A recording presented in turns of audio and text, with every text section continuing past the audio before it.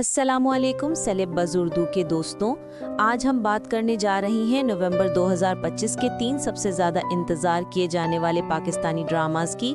शिकंजा, मदावा और फासले।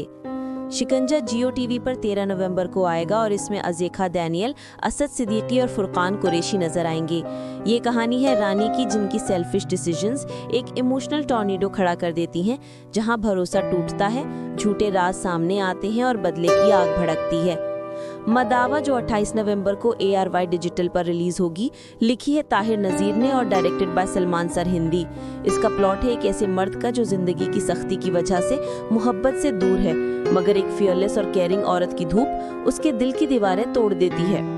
और आखिर में फासले, ये ग्रीन एंटरटेनमेंट का ड्रामा है जिसमें real life couple Ali Ansari और सबूर अली फिर साथ नजर आएंगे।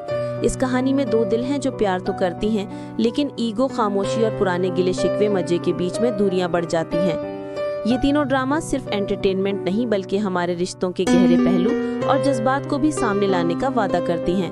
आप इनमें से कौन सा ड्रामा सबसे पहले देखना चाहेंगे, नीचे कमेंट करें। और अगर वीडियो पसंद आए तो लाइक और सब्सक्राइब जरूर करें।